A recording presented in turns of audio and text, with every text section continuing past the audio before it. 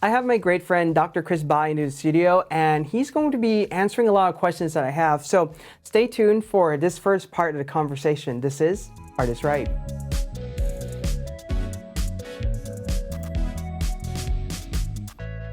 As I mentioned in the introduction, this will be the first of a two-part series. But before we even talk about anything further of our discussion, I want to quickly introduce and also give a warm welcome to Dr. Chris Bai, or I just known him as Chris. We've known each other for about a decade now. We geek out on color on a consistent basis, at least once a month.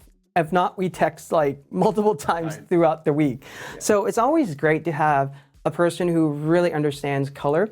And what Chris does at BenQ is that he runs the lab, or the color lab at BenQ. He is BenQ Senior Color Expert. He also sits on the ICC, International Color Consortium. So he's the one helping define the color standard. And he's probably one of the best person that I'm sitting opposed to right now that can answer all these questions and give us insight into the future of color management. And one of the things I also will say about Chris is that because we've known each other for a long time, and I know what his expertise are, he has a doctorate degree in color. I mean, that just says everything for itself. And this is also one of the reasons, he is one of the reasons why I remain BenQ ambassador, because other display companies may have a department or may have engineers working on it, but what they don't have is Chris. So that's the main thing. But I'm going to have Chris introduce yourself a little bit more to us. Tell us a little bit more about yourself, and I'll have you take it. Thank you, Art. Thank you for inviting me here. This is my first stop in US, right. And you know how important that you are to me and to BenQ.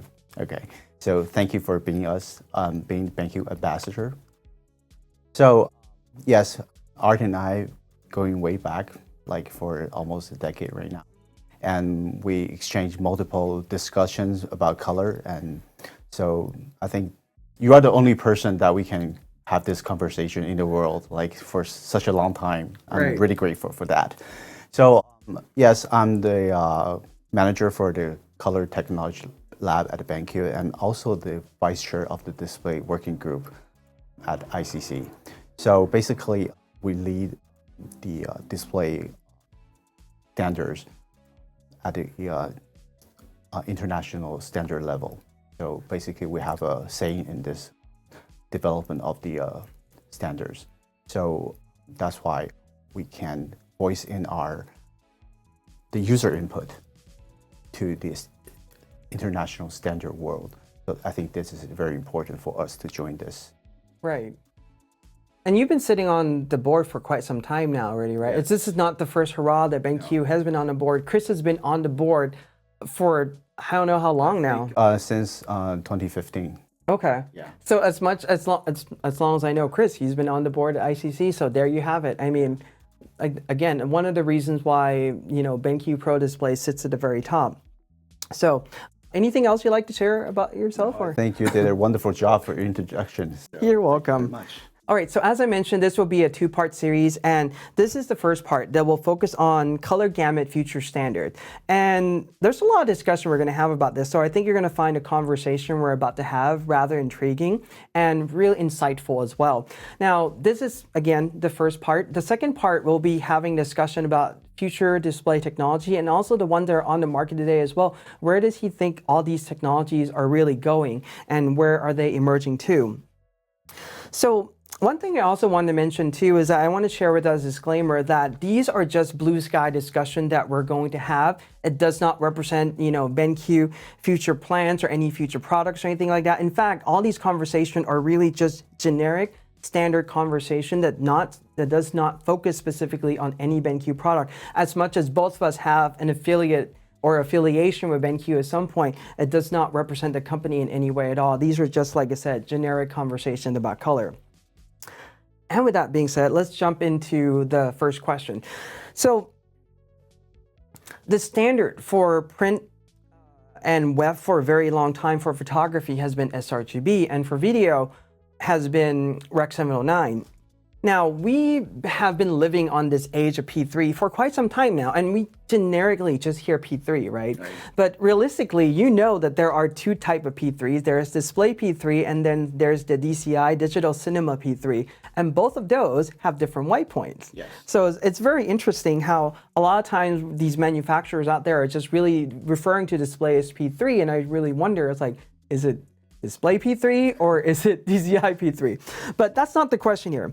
So the question that I have is, do you think P3, whether it's display P3 or digital cinema, do you think that is going to end up becoming the standard at some point for print, web, and video? I mean, in video, we start to see some creative already exporting their work as, you know, a P3 or DCI P3 color gamut. But in photography, we're still using a rather small gamut, sRGB, compared to what many displays, even our smartphone and tablet can show now, in sRGB. So where do you think the future of, you know, P3 is really going, and what are some of the insight you can share with us, and what are some of your thoughts about that? Right, I think this is really good and really valid question, because, for example, like, let's start talking about from video, okay? So video, why they start from P3, okay? P3 here actually refers to DCI P3. It's a digital cinema standard. So because in some of the premium theater, the projection system, they already use the DCI P3, the standard color gamut, to play all the movies. So they can have more saturated colors, more vivid colors out there for the movies you see. So that's why the video space, the creatives or the post-production artists, they use DCI P3 monitors to do their post-production work in their workflow. So that's why they refer that P3 monitors. They need that monitors in their workflow. Okay, and for photographers, the reason why we're emphasizing Adobe RGB, actually two main reasons. Okay, the first obvious reason is that your camera is capable of capturing Adobe RGB color gamuts, right? So it's only logical that you use Adobe RGB to process your photos, right?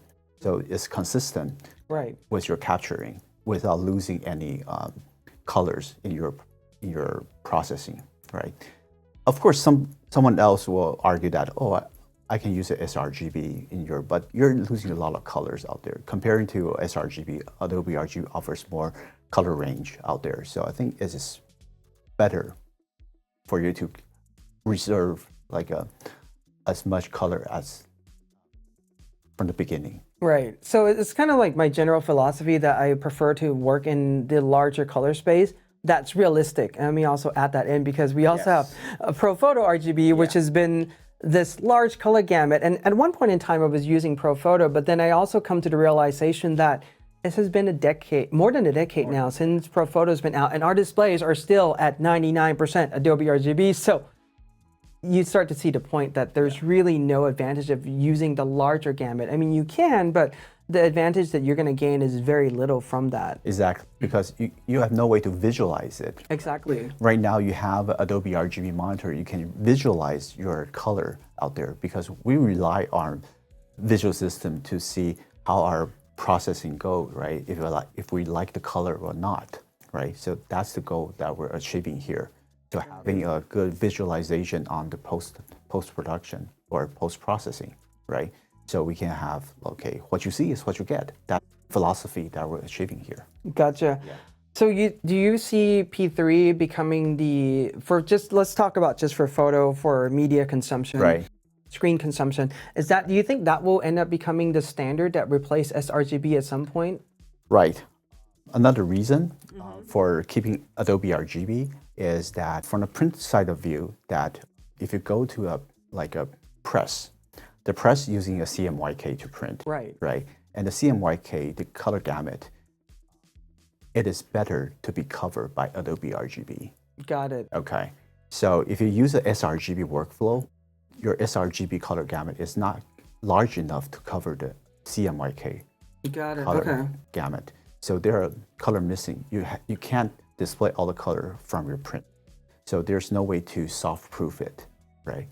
So Adobe RGB is designed to cover all the CMYK color gamut. Gotcha. So that's why I'm referring that is the second reason that photographers are going best with the Adobe RGB color gamuts. Got it.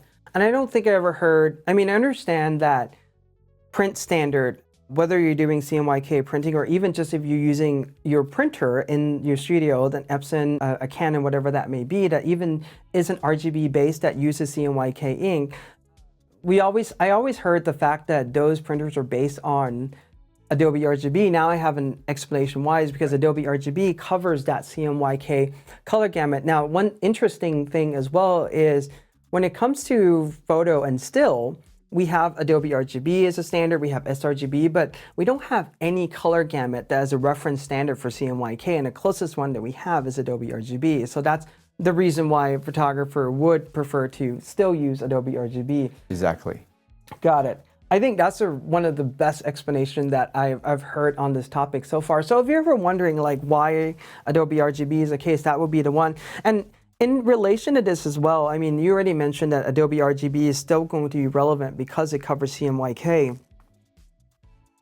Let's just shift gear a little bit, and this is not necessarily your area that you work in, but for inkjet printers, let's say for the Canon, the Epsons, and so forth, and the inkjet printed world that uses pigment-based ink, do you think that standard will ever change if, for example, say P3 becomes the color standard other than sRGB for like screen consumption? Right. The inkjet standards, there's pretty much still follows the CMYK color gamut, but they probably will expand the color gamut a little bit, adding the, for example, orange, violet, or green colorants in there, so they have more colors. Right. Like, for example, 11 colors or 13 colors in like higher-end printjet systems.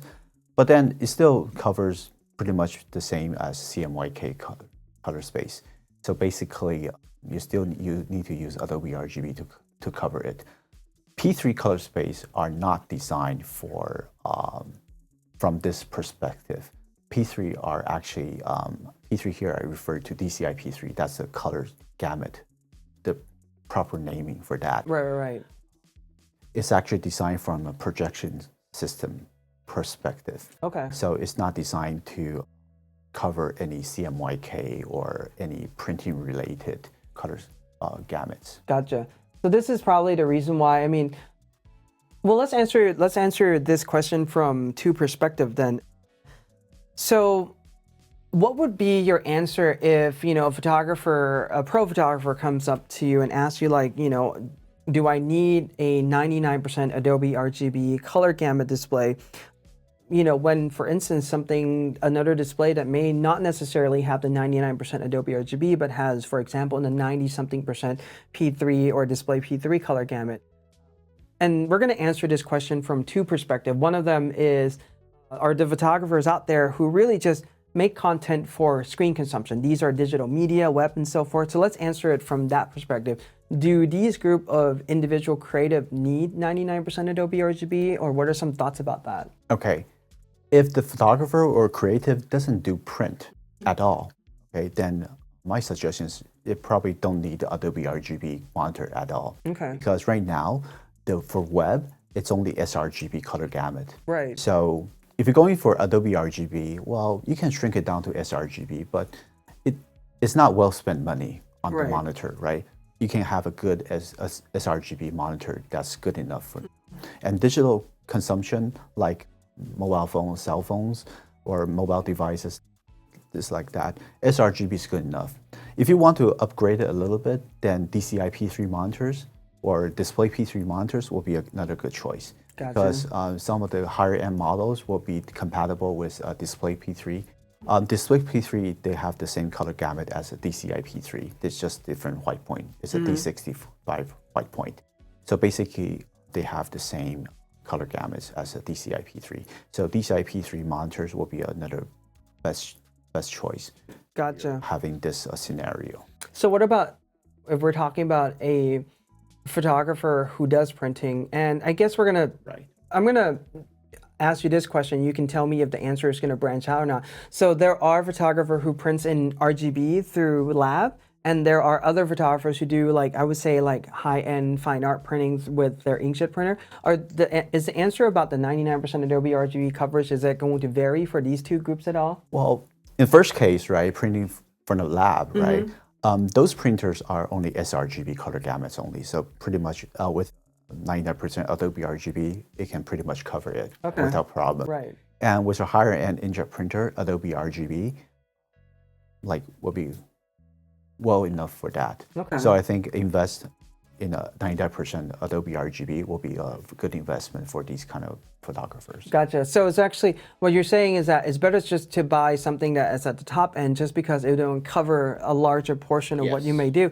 And this way you don't have to think about as well whether you're really printing through a more traditional print, whereas just, for example, like a Fuji Frontier, a digital print exposed and it goes through chemical, which are more sRGB based, versus, for example, a CMYK through, for example, an HP Indigo or all these other CMYK processors are around. Having the 99% Adobe RGB definitely does help cover that area.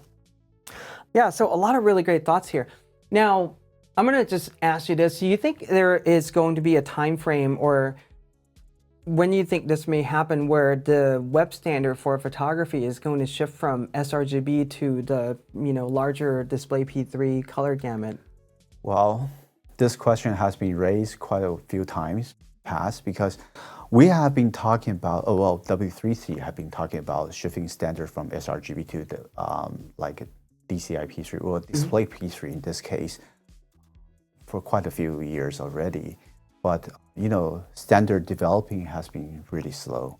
So because there are a lot to consider, it's not only that software but they have to consider about like many different kind of use case, and also hardware vendors, like also the browsers.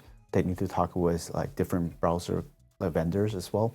So this is a lot of process, like to negotiate, communicate.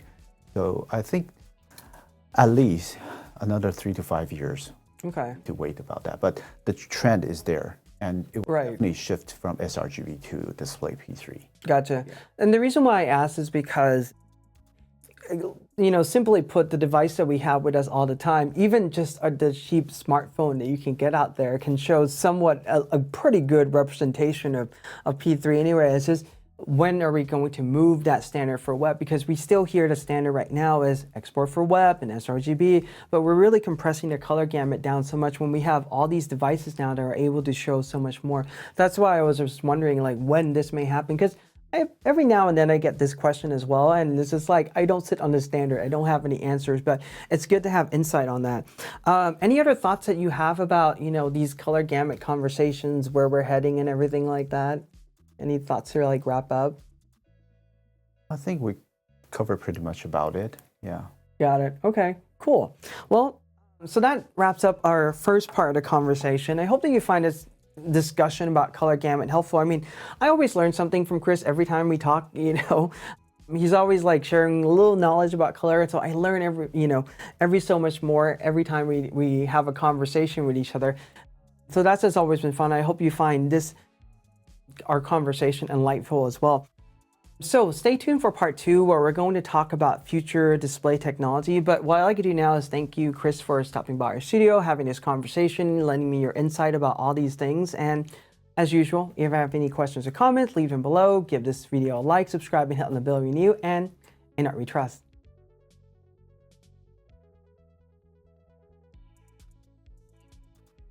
Ready? Yeah. I have my